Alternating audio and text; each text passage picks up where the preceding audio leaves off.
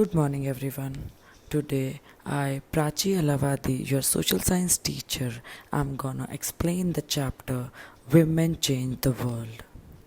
In this chapter, we are going to study about the situation of women in society. We are going to understand the struggle of a woman's life, and we are going to know about what exactly women's movement is.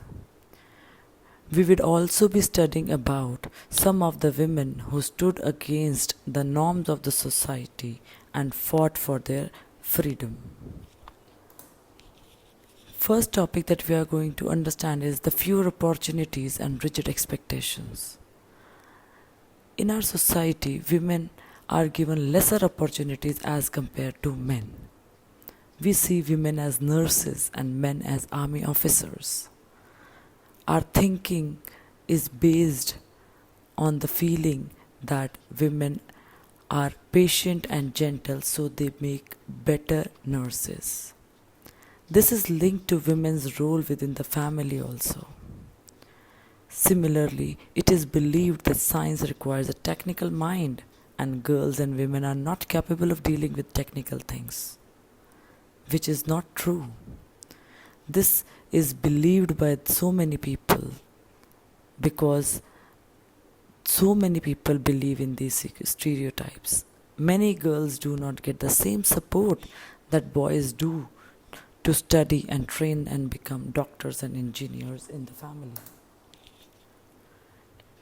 Learning for change. In today's time, going to school is an extremely important part of our life.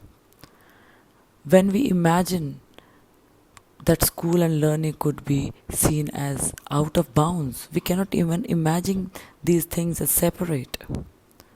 We cannot believe that going to school was not accessible to some people in the past. But for girls in the previous years, in the past, it was very difficult. The communities that taught sons to read and write, in that community, daughters were not allowed to learn even an alphabet. With time, in 19th century, many new ideas about education and learning emerged. But still, there was a lot of opposition to educating girls even then. But still, many women and men made efforts to open schools for girls. Women also studied and learned to read and write. There was a lot of effort to break stereotypes, and some of the examples of breaking the stereotypes are, first of all, there was a 27-year-old Lakshmi Lakra. She belonged to a poor tribal family in Jharkhand, and she became the first women engine driver for Northern Railways. Second is Ramabai. She championed the cause of women's education. She herself never went to school but learned to read and write from her parents. She was given the title of Pandita because she was known to the language Sanskrit. She was familiar with the language Sanskrit, which was a remarkable achievement at that time when women were not even allowed to study in schools. Third is Rasundari Devi. She was born in West Bengal some 200 years ago. At the age of 60, she wrote her autobiography in Bangla. Her book was titled as Abar Jeevan, and this was the first known autobiography written by an Indian woman. The next is about Rokeya Shekhawat Hussain. She knew how to read and write Urdu, but she was stopped from learning Bangla and English. Why? Only because English was seen as a language that would expose girls to new ideas, which people thought was not correct for them.